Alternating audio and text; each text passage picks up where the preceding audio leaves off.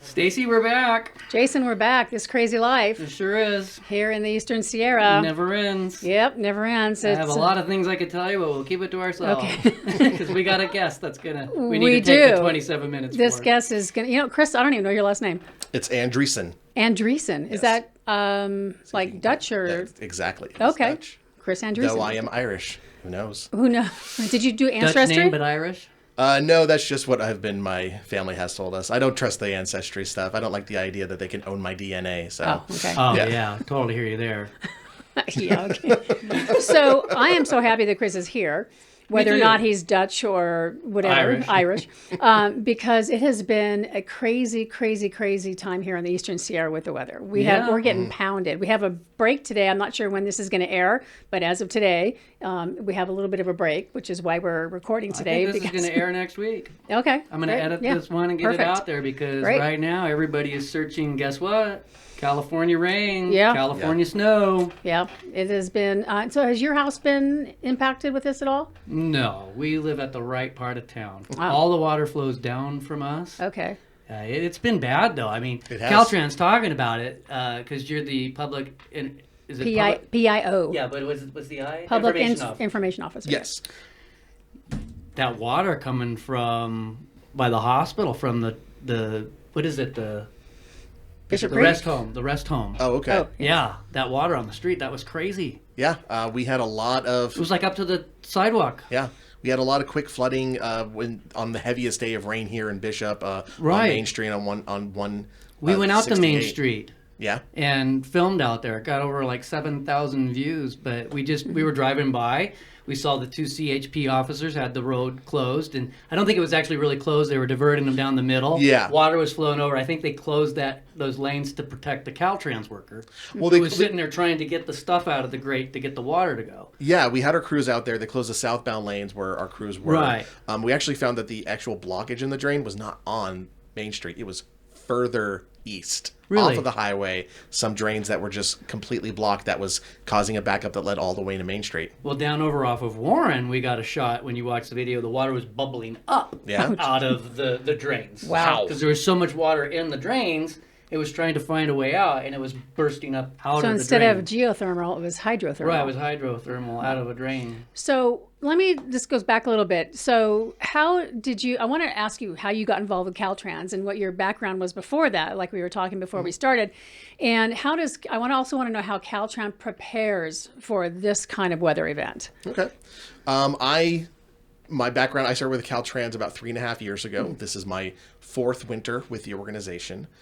Before here, I worked for the Department of Insurance in San Francisco. And one thing about state employment is you will hear, always try and move up, always try and move up. So, I started there and I was looking for where I could go next. And up came this position for information officer. And I looked at the listing and it listed, picture editing experience, video experience. And it's just like, wait a second, I have all of this. I went to college to learn film. Some of my prior experience working with like small toy companies, I did Photoshop editing with it. And so it's like, weirdly, all of my experience just slowly funneled into this one position that I could apply to. And, my boss told me as soon as I was done with the interview, she knew I was the right hire. So yeah, 3.5 years ago, back in 2019, after you guys had a massive storm in May that closed off the highway, but before COVID arrived, I squeezed in that little window right there. So yeah, and it's been a great time. As for preparing for these storms, we prepare every year because you never know what the snow situation is going to be like in the Eastern Sierra or just really anywhere in this state. As we've seen with these, We don't know what the weather's going to be anywhere in this state at any time. Exactly, it is. I remember earlier or not earlier this year because it's January. In fall last year, Last week. yeah. Like the Farmer's Almanac or the weather prediction for the year was like it was going to be slightly drier than anticipated, and here we are, the exact opposite of that. It's just Right. been so wet. So our crews, they prepare every year. We have a checklist of stuff we go down to make sure that our equipment is ready, to make sure that we are properly staffed for all of our maintenance stations that will need to do 24-hour. They do 12-hour shifts, but we work out there 24 hours. So, we're constantly on the road plowing where we need to be. So yeah, it's a long process, but it's a process that, you know, we have decades of experience in the upper management and the people who lead us out there, that they know exactly what they're doing. Where's your sorry, Stacey, but where's your territory at? I mean, where does it start down below and end up above? Sure. District 9, which is where we are, Right. it covers Mono County, all of Mono County, Okay. all of Inyo County, including Death Valley, Oh wow. and what's considered Eastern Kern County. And so we cover basically on Highway 58 about, I think it's 12 to 15 miles east of Tehachapi. There's a road that's Bealville Road. That's like Right. the cutoff between us and District 6. It's big. That's a huge big district. area. Yeah, and it also cuts off on 78. You know, we cover 178 as well. I think Kern County is the only county in California that's split between two districts. So, but it's just because... And north, how far north? Mono County. Just Mono County, Yeah, okay. just Mono County. State line then, Okay. right? Yes. And a little bit of, you know, the little 12 or 13 miles of 89 that we have before it goes into Alpine County, which then Right. becomes District 10 territory. Okay. So you guys are the ones that close the gate right there. Yep. Okay. That's our gate that we close.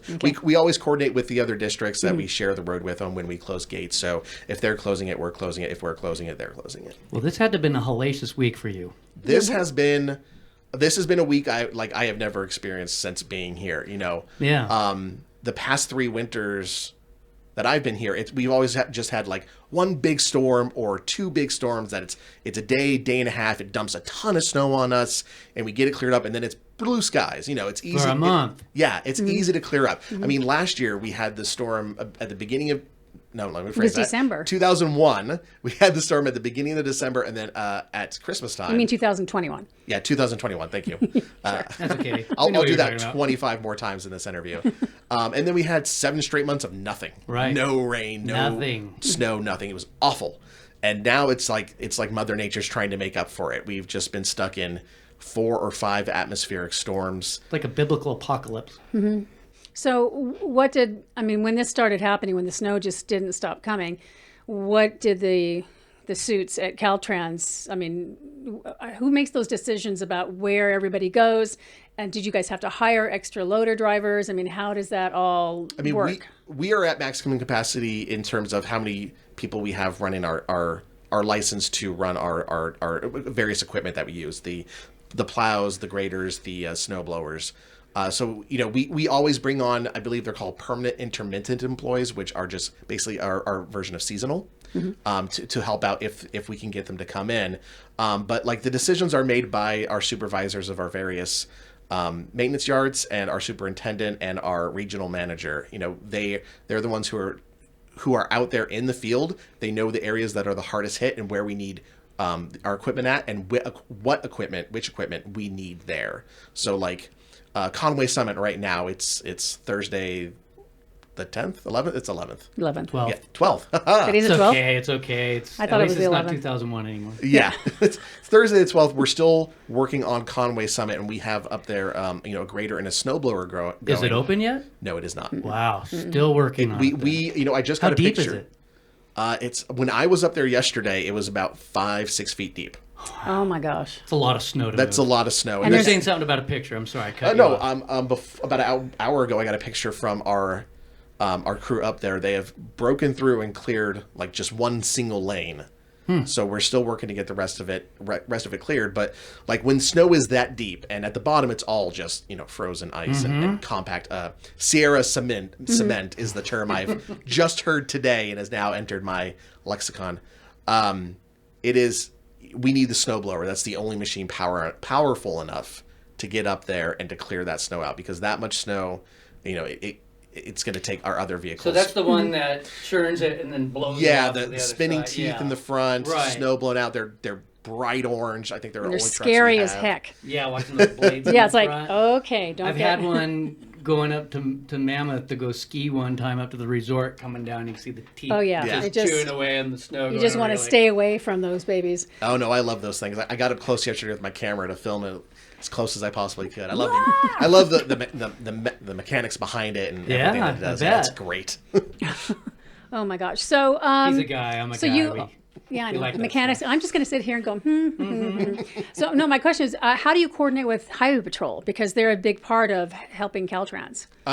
We just have years of experience of coordinating with them over radio, cell phone, direct contact with their, I don't want to say supervisors. I'm not sure of their hierarchy of ranking at CHP, but we're constantly in contact with them, even outside of the winter season, because anytime there's a road closure that they see, they call us. If we see something, we call them. So it is it's a partnership that just goes on throughout the year.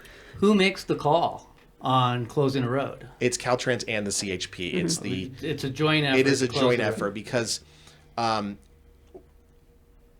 we close a road, it's due to safety. Of course, we don't want people driving on roads that we don't consider to be safe, and part of that is making sure that we have enough people available to respond if something were to happen, if a car were to drive off the road, because if a car for some reason drives off a road or spins out, or a truck jackknifes, we have to pull people to go assist them.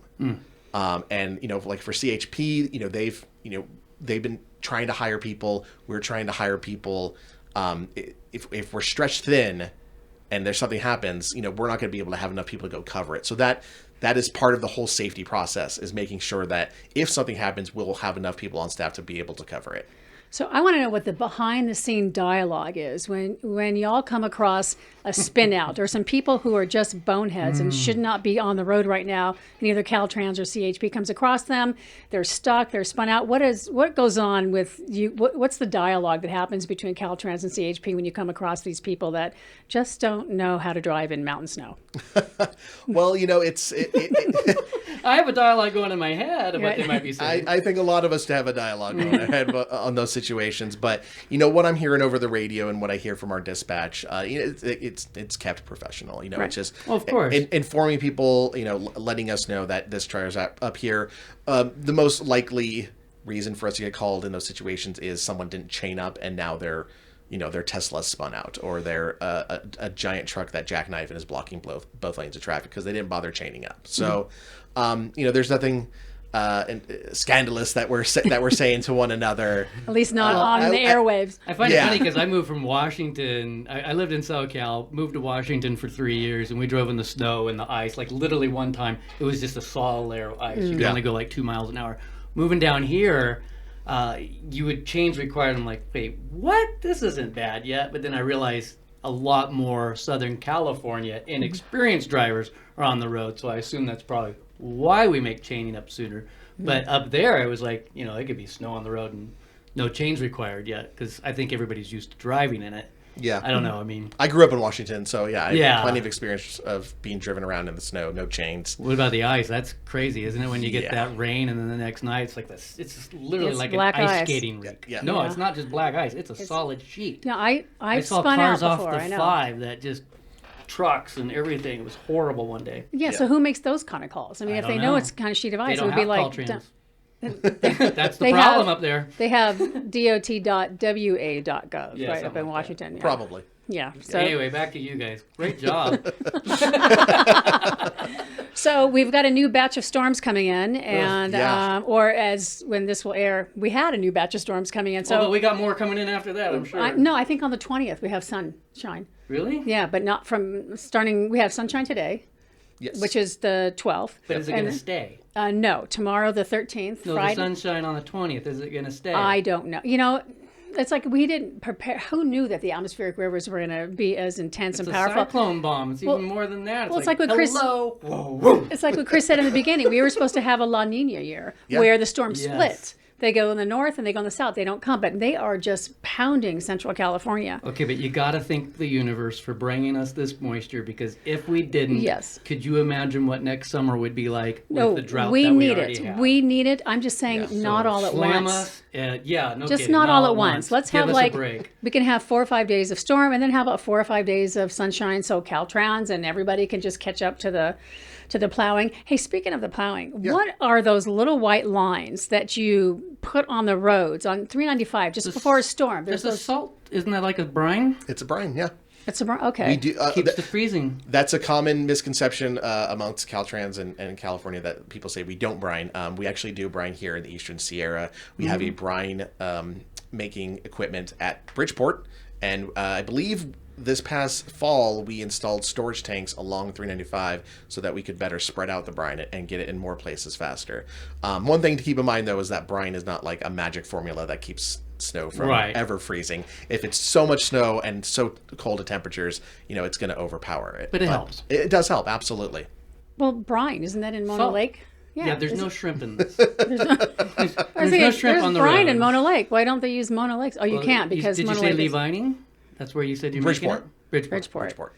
Up there. This episode of This Crazy Life is sponsored by Stacey Does Weddings. Creating a fun and legal wedding ceremonies is a specialty for wedding officiant Stacey Powells Leister. Her motto is any kind of wedding, any time of the day or night. Stacey will make sure that the culmination of all the wedding planning, the ceremony itself, will be a moment of grace and love, honoring the fact that the two people found each other in this crazy world we live in, falling deeply and madly in love. Be easy as saying, I do. Stacey will perform any ceremony, non-denominational, religious, non-secular, themed weddings, interfaith, hand fasting, and same-sex. Stacey also specializes in last-minute weddings. Call 661-433-9800 or visit her on the web at staceydoesweddings.com. Oh my gosh. So, is this the most dangerous situation, winter, that you've been in your entire life? I mean, you're right out there in the middle of it. When I called you, and thank you, by the way, for this last minute thing. I thought that was really important to have CalTrans here. When I called you, you were up in Levining. I thought, wait a minute, the road's closed. How's he getting Levining? Oh, he's CalTrans. He doesn't. So, but driving He rode up his there, plow here. isn't it dangerous? Do you have to be escorted up there? I didn't have to be escorted up there. One vehicle on a road, one person's going to make smart decisions. One person's going to use common sense and know to drive slow when they're going over just thick ice and it's slippery. So I was able to get up there just fine. I was also in a vehicle with four-wheel drive and studded snow tires. So I was well prepared to be up in R2 chain controls, which is, I believe, what most of 395 between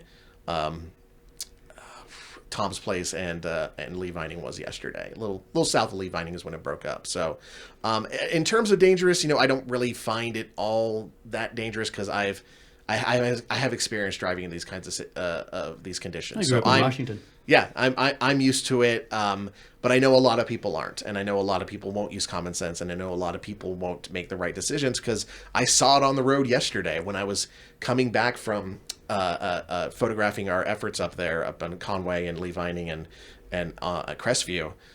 Between Mammoth and Bishop, I had one car try and pass me when there was not two lanes of traffic to pass someone on. Wow. Yeah, what were you doing, Stacey?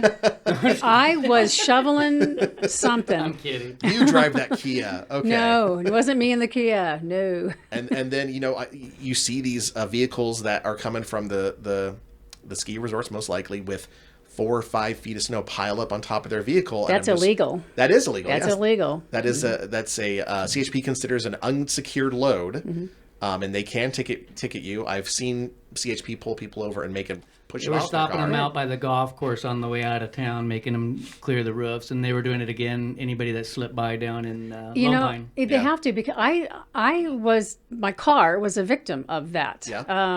When the first storm came in, I was driving and just down 203. And this car was going fast past me and bunch of snow on top, and it came out at me in like planks of snow. Yeah. And thankfully it was just snow and not any ice in there and I was like, when that came, I started honking on the horn. I couldn't go fast because I was trying to be safe. Yeah. But he just went off, and if that was ice, that would have been. And it does turn to ice. It Yeah, does it become does. Sierra Sinin after a few days, Yeah. and that slides off. And I think I've heard of people having their windshields cracked from that flying off. I saw someone almost get their car, I guess, dented or maybe even cracked their windshield yesterday. Just driving up there in front of the Starbucks here in Bishop, there was a Jeep going by with 4 feet of snow on top of it, stopped for the car that was turning in, and then as it took off, the back third of that snow just fell right off behind them. Thankfully, the car behind them gave them a little distance, otherwise it would have just smashed right into the front of their vehicle. My wife drives a Mini Cooper. It's about this high off the ground. And a vehicle, one of those big, tall vans, had a huge load there, and it was taking the turn, and she goes, she was just like, no, no, no. Like, it's all going to come down. It would literally cover her entire car. Oh, But my luckily, God. she made it through. I didn't think they allowed Mini Coopers in the Eastern Sierra. I thought you had to have an all-wheel drive No, here. which is why I took her to work yesterday. Okay. I want to jump off of CalTrans if we can. yeah. So, your experience that led you to this job was film. Yes. Tell us about your passion in film. Let's learn about Chris and film. Okay. I've been a connoisseur of film. Oh, that's such a full of myself word right there. Nah, go with it. Since I was a kid, I should not have watched Pulp Fiction when I was 13, but I watched Pulp Fiction when I was 13. Okay. And starting then, I was just fascinated with film and storytelling through film and everything about cinema. So are you a huge Quentin Tarantino fan then, or? Yeah, you know, I think his more recent work is probably some of his best. His revisionist history phase, as I like to refer to it as. I've been able to hold in my hand Django Unchained script. That was Well, because Quentin part of it was Tarantino's. filmed up here at the Alabama and Hills. We were doing the film festival up in Mammoth, and Lone Pine Film Museum of Western History went up there, and we had to take the acrylic off, and I got to hold it. And Sean goes, no one really ever gets to hold that. And I had gloves on. I'm thumbing through the script. I'm like, Oh, nice. take my picture, take my picture, take my picture. I think they named one of the roads up there after Django Unchained as well. Yeah. I could take you to the filming locations if you're interested. Oh, I've been up there a few times and can never find it. I could tell you exactly where they are. Oh, I would love that. If you're really into film, I could take you through all of the Alabamas and point out like everything from the silent films to modern day. Yeah, have you been to the film museum down in Lone Pine? The one time I tried to go, it was closed. Oh, yeah. Well, we should make a time and I'll take you down because Yeah, absolutely. I got to film inside the museum every week. We were doing a series, and I can pretty much tell you about every piece of memorabilia in that place. Oh yeah, no, I would love Because that. the guy that put it in there is my friend. Okay, yeah. Yeah, the worm is in there from Tremors, part of the worm. Yeah, you know, talking about Tremors. You remember Tremors? I love I Tremors. know, it's a great in movie. my house, in my home office. You have guts. You have sitting the up guts. on the shelf, going out because of the Tremors 30th anniversary, went out to the actual site, and I found a piece of a graboid. And it sits in my office right now. That's so great. And that's then the great. Blu-ray that played, it Yeah. was my Blu-ray that played that everybody got to watch. You know, everybody from the film, all the directors, all the cast, Michael Gross, everybody was there watching the movie. And so everybody signed the Blu-ray. It's in the office. So that's a one of a kind right there. That's amazing. You are special, Jason. It's not special. It's just really awesome. I'm talking to a film geek. Let me have my time. I know, it's cool. It's Quiet, cool. Stacey. This is film stuff. Hey, I'm just kidding. I have a Stacey sign- has a huge film history too. Yeah. Yeah, but it's not. This is not my show. This is that's Chris's right. show. We want to hear about him. So Yeah. anyway, This So episode of This Crazy Life is also sponsored by Jaspin IT Consultants. Jaspin is trusted by financial firms, hospitals, and small businesses with over 30 years of experience, specializing in computer repair for PC and Mac, managed IT solutions, managed antivirus, servers, virtualization, networking, surveillance solutions, VoIP phone service, and digital signage. We are building a reputation for creating a positive return on investments for our clients. If you are serious about your business success, our team of professionals can get you there. Strategic thinking, personal attention, competitive prices, real-world results. Discover the Jaspin difference. Located at 249 North Main Street in Bishop, California, 760-872-2797, or on the web at www.jaspin.com. So I started my passion for film then. It made for awkward like movie going experiences with my family because I would critique a film and they would just go and enjoy it. Hey, did you like Happy Gilmore? Well, how do I say this? So that was a lot of my growing up youth, getting in the film and realizing that my parents and my brother and I have vastly different taste in movies. And that passion took me to college to Humboldt State. My mom knew or worked with a documentary filmmaker who suggested I go there to study film. And so that was my plan. And the course you need to graduate with a degree in film studies, the year I got there, switched to a 5-year rotation. And I immediately gave up. I thought I was super passionate. I thought I just had the drive. And boy, one obstacle was all it took.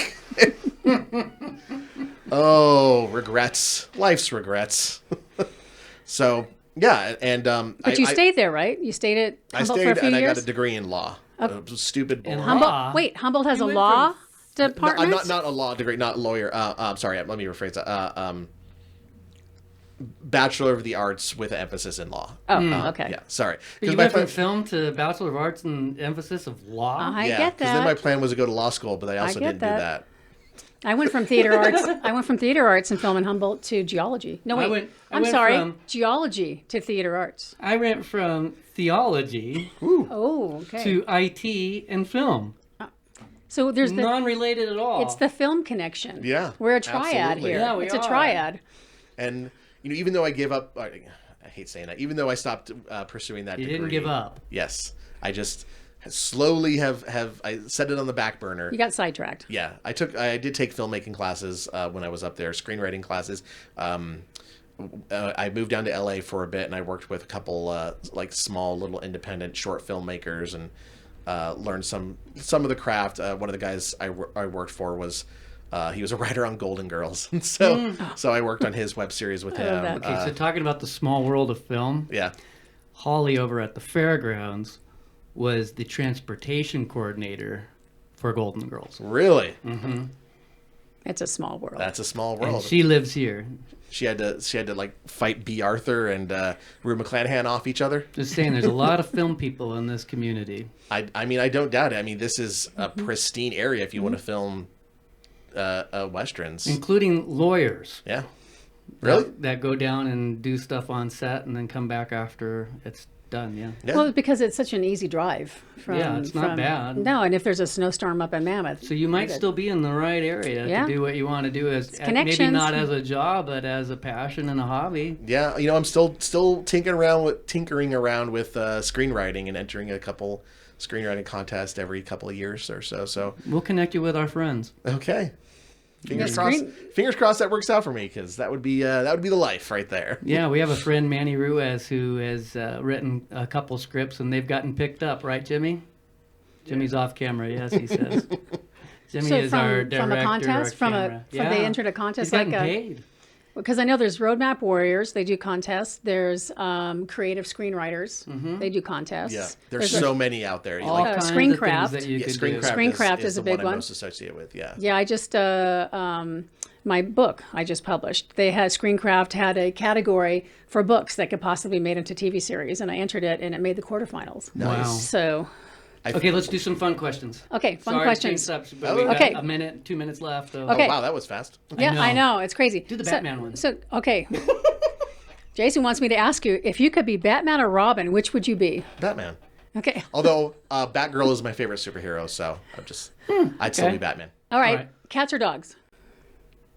Cats. Dogs are too needy. What football team do you support? Seattle Seahawks. Go Seahawks. Woo! Okay. Why are manhole covers round? That's a CalTrans question. All kinds of thoughts going through your mind. I have Yeah, I'm sure they are. no clue, just because that's the only way you can spin them and see which way they fall. Okay. Okay. What would you think would be a fitting epitaph on your gravestone? Or if you're going to be cremated on your urn? Well, he tried. I like okay. that one. What's the most interesting holiday you've ever had? And why? This past Thanksgiving, I went to see Elton John in concert at Dodger Stadium and got COVID.